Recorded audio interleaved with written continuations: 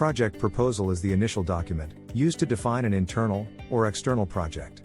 The proposal document includes sections, such as title, start dates, end dates, objectives, and goals. However, getting approval of project is not an easy task. Do you know that only 10% of proposed projects get approval in technology companies? Well, that proves the importance of learning skills for project proposal approval. In the next 7 minutes, you will learn how to get speedy approval for your project proposal using a simple 5-step strategy. Before diving deep, a key thing to remember is that people try to connect with people's ideas while giving consent. And opinions about the same idea may vary from person to person. So, don't expect the project proposal document that you put together to be taken up by the decision makers in the same spirit and isolation. Also, there is one critical factor, which is often downplayed by people while working project proposal. However, this factor decides the fate of your project. I will discuss this later in this video. So stay tuned. Your project proposal will also be evaluated in reference to any previous communication you've had with decision makers. Awarding funds and resources should justify the business case. And same is true for the projects outside of your organization, like projects for your clients, or even deciding on a family vacation plan at your home.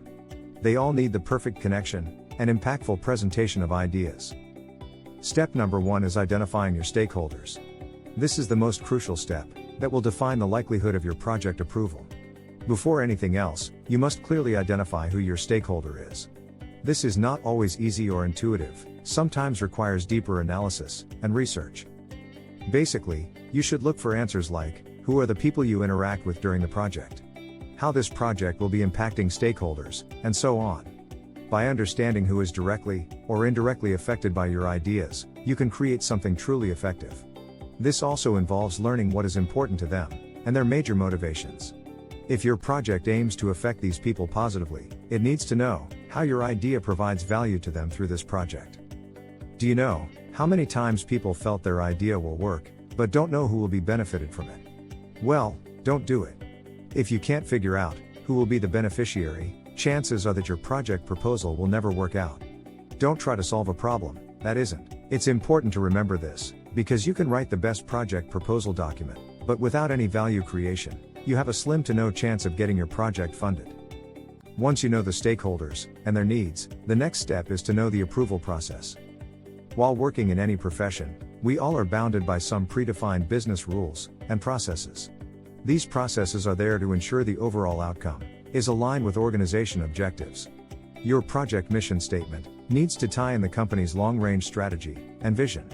Without tying in your project into your organizational strategy, you run the risk of having your project being looked upon as a good-to-have project. It may be needed in future, but not an urgent one.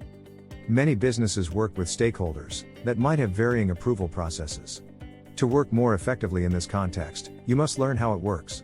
Definitely, you will need to draft your proposal in line with the set procedures. For that to be possible, you need to understand set guidelines and visualize how you expose your project to the stakeholders, including your organization. Then, consider how influential your proposal is in that situation, and how well it appeals to that stakeholder's expectations. Step 3 is validating your proposal and ideas.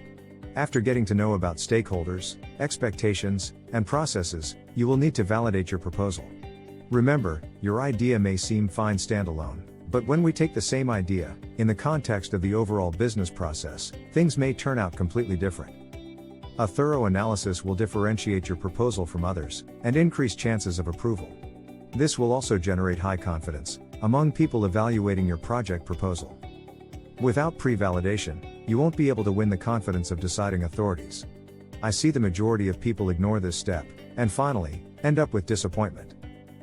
Now, with these 3 steps, 50% of the job of seeking approval is done. Can you guess, logically, what should be the next step? Yes, you guessed it right. The next step is the presentation of ideas. This not only includes the format of the presentation, but the time, place, and situation in which you are pitching your idea. The way you present your project has a definitive impact on decision makers. You must make sure it causes the effect you are looking for to provide value to these people. The keyword here is relevance. Your presentation needs to address what your stakeholder needs and make that clear. An excellent way to do this is to provide results, or demonstrate the ideas, and how they might get benefits by using your solution. It's really critical that you make a big impact right at the start of that presentation. And the way you should do that is by stating the problem statement. You will need to paint a pros and cons scenario of the project proposal. Depicts the problems that you're aiming to resolve at the organization. Highlight some specific examples of where opportunities were missed, or where risks or costs were incurred that your project could have prevented.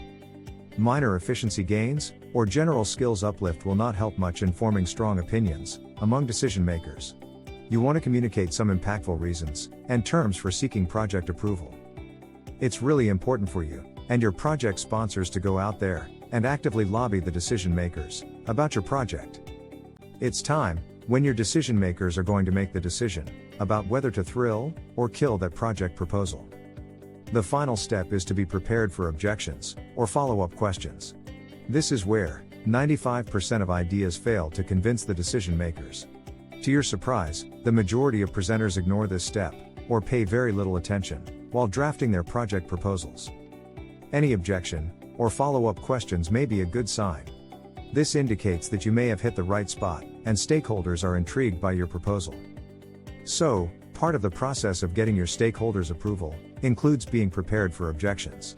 This will help you make sure that the stakeholder perceives the proper value of your project by using the right arguments. There is no universal cheat sheet for this. You must consider the most common objections your business usually receives and come up with the correct approach to each of them. Also, make sure to update this list periodically. And now you know the secret of getting speedy approval of your project proposals. Trust me, if you follow the above 5 steps in the mentioned sequence, you would be far ahead than your peers and more successful in getting project approvals. The concepts and techniques you learned are applicable to all your projects and used by Fortune 500 firms. If you like this video, then hit the like button and let us know how you feel about us by leaving a comment in the below section. And don't forget to hit the subscribe button and press the bell icon to see our latest videos when they come out. See you later, and bye for now.